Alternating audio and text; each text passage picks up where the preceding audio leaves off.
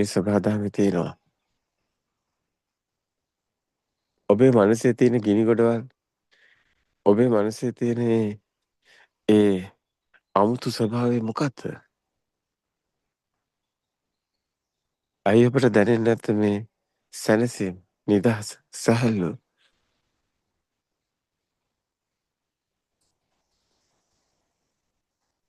ඇත්තට අහස දිහා බැලුවත් හරි සුන්දරයි. කහකොළ දිහා බැලුවත් හරි සුන්දරයි.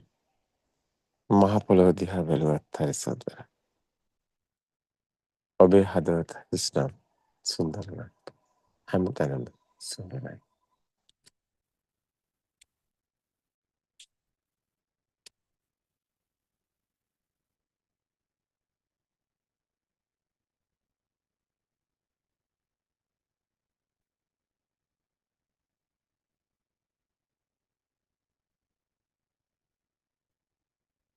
ඊට වැඩිය බරක් කොහෙද තියෙන්නේ?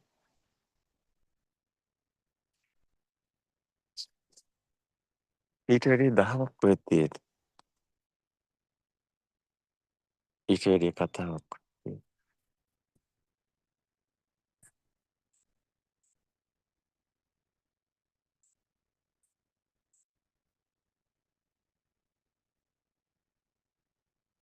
ඔබට දැනෙනවද ඒ කතාව?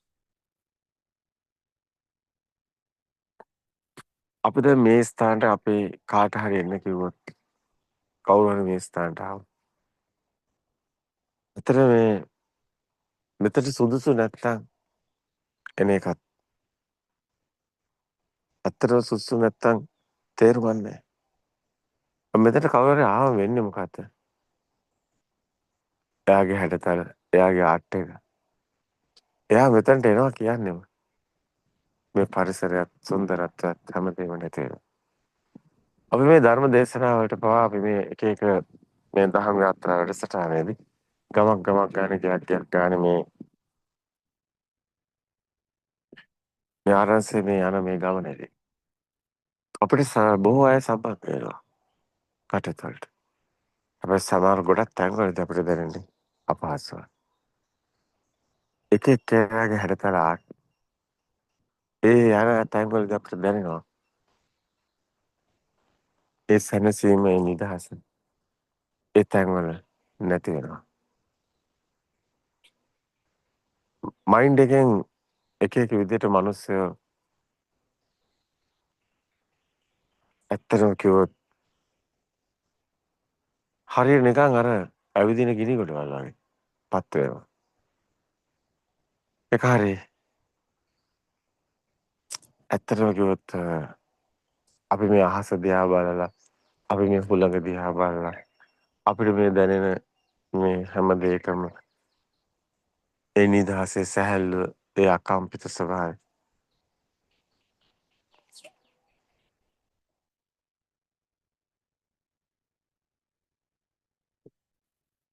හරියට නිකන් ඒවට බද්ධ වෙනවා වගේ දිය වෙලා.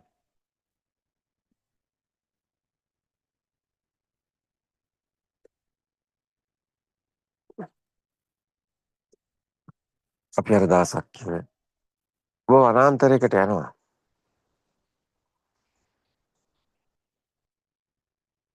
ඒ වනාන්තරය හරි සුන්දරයි. හැබැයි ඒ වනාන්තරේ ඔබ සිටිනවා නම් ඒ සුන්දරත්වය එතන නැහැ. මම නැත්තම් මෙතන කොච්චර ලස්සනයිද කියලා.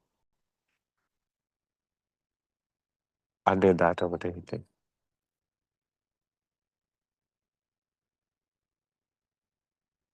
ඒ වගේ කතාවක් තමයි.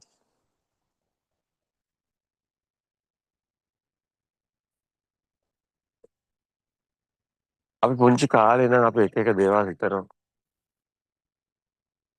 නේද? අපි ලොකු වුණාම මෙහෙම වෙනවා මෙහෙම වෙනවා කියලා හිතනවා. අපි බැලුවොත් එහෙම ඕනම කෙනෙක්ගේ කතාව එයාගේ මයින්ඩ් එක දේවල් හිත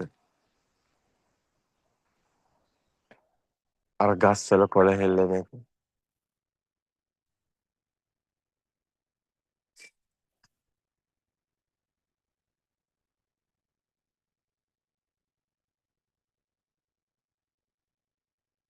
ඒ හැමතැනම තියෙන ඒ සැඟවුණු නිහඬ බව ගස්වල අතු හෙල්ලුනාට ගස්වල කොළ හෙල්ලුනාට එතන හරිය නිහඬයි. ඒ වනාන්තරයේ ඔබට එනවා ඔබට දැනෙලා ඇති කැලේ සුවඳ. ඒ කැලේ සුවඳ කොච්චර කොයි විදිහට ආවත් ඒ සුවඳට එහා ගිය දැනීමක් තියෙනවා. ගහකොළ අතු වනස්පති මහා දැවැන්ත වෘක්ෂ ඒ වැල් ගස්වල ඉතිරිලා ඉහළට යන වැල් පඳුරු ලතු කැල මොන විදිහට මේ දේවල් තිබුණත් එතනත් හරි නිහඬයි. ඔබ නිහඬ නම් ඒ අභ්‍යන්තර හුදකලාව හැමතැනම ඒ අකම්පනය එනිසා අපි ඔබට පැවසුවේ සියලු කපට වලට යටින් තියෙන කතා.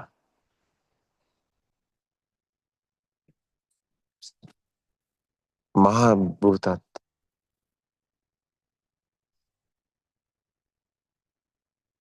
ඇත්තට කම්පන නිරූපණ කියලා. මේ විඤ්ඤාණ ධාතුවත් සතරමා ධාතුවත් සියල්ලම කම්පන බව. ඒ සියල්ලෙන් මිදෙන තැන එකම මානය එකම ස්වභාවය.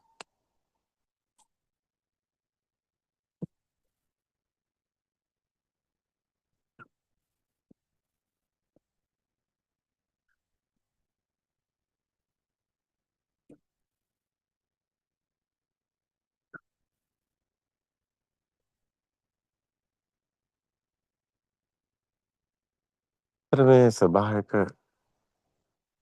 න්‍යාය සබාධමේ න්‍යාය ගහක කොළයක් ගත්තත් මේ අතට කරකිලා බැරිලා මේ එක එක හැඩතල බැවිලා බලන පේන හැඩතල විවිධාකාර හැඩතල ඒ මොන හැඩතල තිබුණත් කිසිම හැඩතලයක් නැති ස්වභාවයක් දැනෙන්නේ නැත. ඒ හැඩතල වලට යටි ඒ හැඩතල වලට අයිති නැති මානය ඔබට පේන්නේ නිහඬ සිත ඒවා.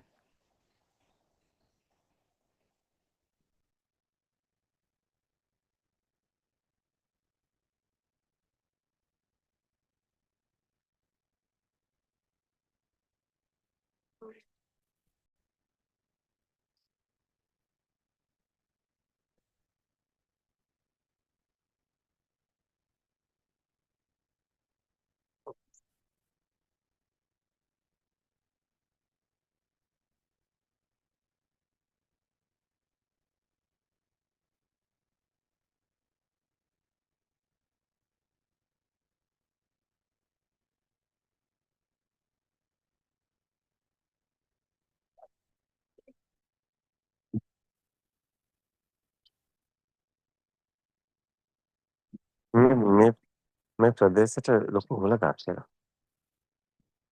ඈත සිසාරායන සුවන් රැලි ගස් එහෙට මෙහෙට වනමි සිසාරාය.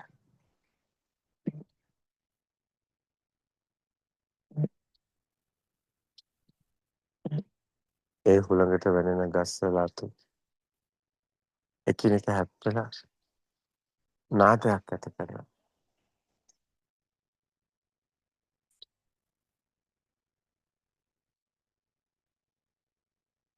හිමිදිරි පාන්න මේ කුරුල්ලන්ගේ නාද රට හුළඟට වැනෙන ගස් අතු රිපිලි වලින් ඒ නාද රට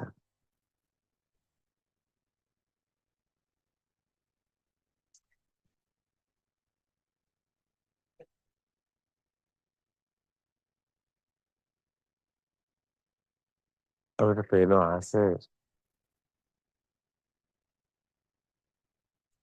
අපි දකින්නේ ලොකු කුරුල්ලෝ සංචාරක කුරුල්ලෝ වගේ එක පේලියට යනවා. මීට කලින් අපි කිව්වා ඔබට මතකද දන්නේ නැහැ අවුරුදු 2කට විතර කලින් යාන කැලේ ඉන්නකොට සංචාරක කුරුල්ලෝ වගේ කැරකිලා පොළොවට පතිත වෙන ආකාරය දැක්කා.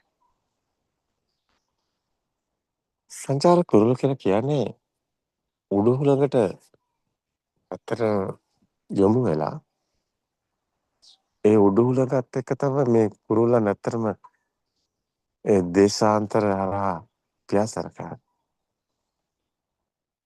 ඇත්තටම ඒක ස්වභාව දහමත් එක්ක බද්ධ වුණු අමුතුම කතාවක්. ඒ උඩුහුලකත් එක්ක ඒ කුරුල්ලන් ලොකු ආයාසයක් ගන්න නැතුව එනවා පා වෙලා. ඒ දේශාන්තර හරහා යනවා.